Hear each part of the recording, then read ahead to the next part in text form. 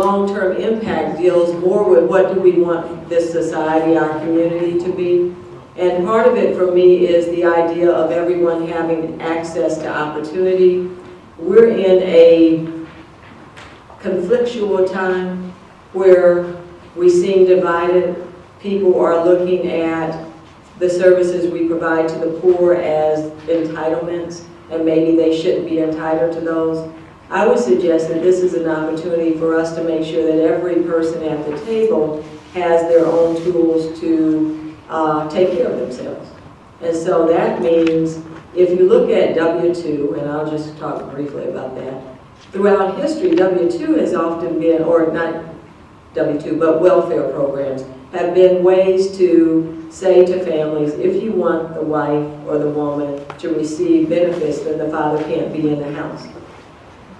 And I'm sure there's a lot of good reasons for that, but to me that's an intentional requirement with an unintentional consequence. And the unintentional consequence is, after a while, the family seems to get by without the father in the home, and the father feels alienated. If you look at what I mentioned earlier about President Roosevelt's programs, they helped one group, but the unintended consequence is we had a whole central city of people who didn't have access to loans, didn't have access to opportunities they need, and now we wonder why we have a central city that is plagued with problems. So I'm just saying that we have done some things historically that have created unintentional and negative consequences, and we have to find ways to turn that around.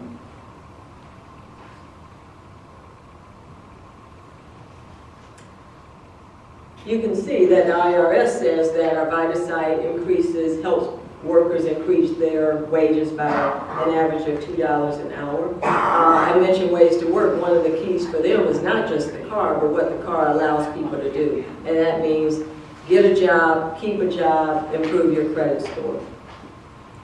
Now, I'm going to say that one of the things we always want to make sure we do is that we thank our funders, our volunteers, our staff who work collaboratively with us, and this is some of the groups that help make our programs possible.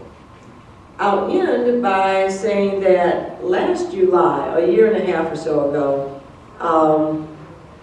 SDC we were in Lake Geneva, we were having a fund development event. We were having Jeff Cirillo celebrity golf outing, our first one, and we were having a wonderful time. However, back in Milwaukee, that was the day of the flood.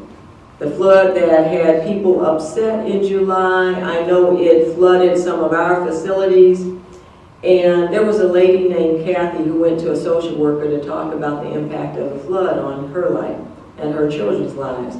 And Terry, the social worker, said in a very perky, positive, bubbly way, "Don't worry, Kathy, we'll get you back to normal." And Kathy was like, I don't know if that's where I want to go.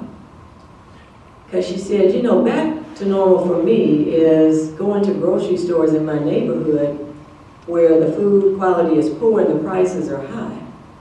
And back to normal to me is catching 2 buses to get to a job and having people look at me strange if I'm a minute late. And back to me is wishing I had that job because I've lost it now. So I'm not so sure if I want to get back to normal.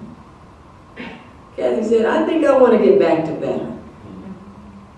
And so what I'm suggesting to you is programs like VITA, where we're working with coalitions, programs like Ways to Work, programs like, I believe, WIBIC and others, and other presenters here are talking about, are ways where we really can be real with people, and we can preserve their dignity, and we can give them hope, and we can hold them responsible, but we can give them access to opportunities, some opportunities that have been sometimes historically denied. Because if we want a society where we don't have to take care of each other, well, I don't think we ever want to get to that place. But if we want to take care less of each other, then we have to make sure that they don't just get back to normal, but they get back to better. Thank you.